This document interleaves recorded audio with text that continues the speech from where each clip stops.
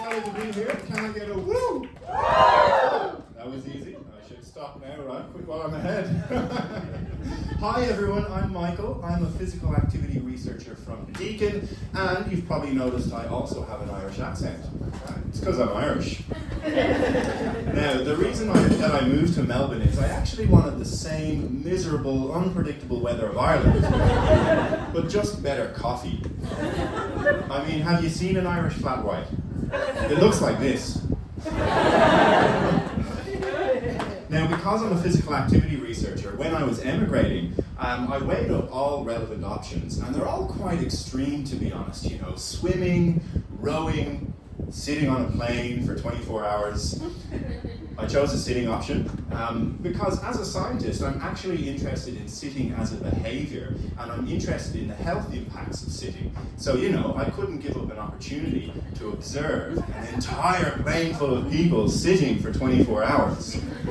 Here's a picture from that plane. That's me with the eyes.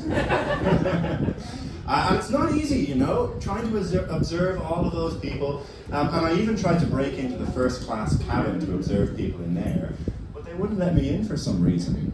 No idea why. I even tried smiling. That didn't seem to help the issue.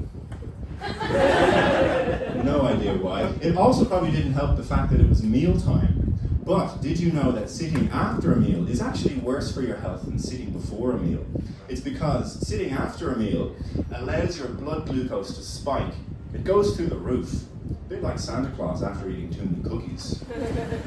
That's because when you're sitting, your muscles are not contracting, and muscle contraction is really important in order to use up some of that extra glucose in the system. So without it, you get a bigger spike. And large spikes in glucose over time can damage your health. They can damage your blood vessels. That's not good for blood pressure, and that's not good for brain health or heart health, which are some things that I'm interested in. Now, it sounds scary, right? Which baffles me, because scientists don't call these glucose spikes. They like to call them glucose excursions. It's almost like the glucose is going off on a cute adventure. But you know, the type of sitting that is done on a plane is quite extreme. In a regular 24-hour time slot, you might do a bit of sitting, but you also might do a little bit of exercise. And one research question that I've tried to answer is, if you exercise a lot, but you also sit, can the benefits of the exercise on health be diminished by also sitting? And this is something that is called the active couch potato scenario. And this is something that I have studied. Let me explain how. So in one experiment, I brought people into the lab for a full 8-hour day, and they came in on 3 separate occasions. So each occasion represented a different, realistic scenario that you might find yourself in. So on one occasion, I had people come into the lab, and they sat for 8 hours straight. Well, not strictly 8 hours. I had to let them go to the toilet. Ethics didn't like my original plan to strap them down with nappies. That was condition number 1. Condition number 2, they came in, they exercised in the morning, and then they spent the rest of the day sitting. So this might be your active couch potato scenario. And then the third condition, participants came into the lab, they exercised in the morning, but the rest of the day sitting was interrupted with a walking break. So every 30 minutes they got up, they did a little walk, and this might be your active commuter who can't sit still. Someone who looks like this. Let's call him Andrew from accounts. We all know Andrew from accounts. Now the thing about Andrew is he's actually not that interesting. Might explain why he's covered in lycra and carrying a bird around on his back. I wouldn't trust him though. The bird controls his mind. Makes him order expensive bird feed on the company card. Anyway, so what was I doing during this experiment? You guessed it. I had to observe to make sure Andrew, giant baby, and Mr. Potato all followed the protocol. You know, those aren't their real names, by the way. Participant confidentiality. It was actually Dr. Potato. Nice guy.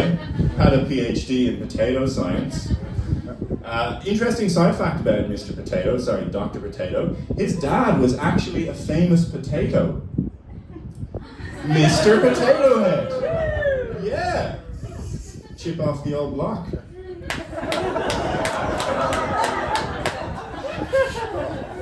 So anyway, I did this interesting experiment and I measured a whole range of outcomes related to brain health and heart health. And what did I find? I found that the sitting condition was the worst for all outcomes.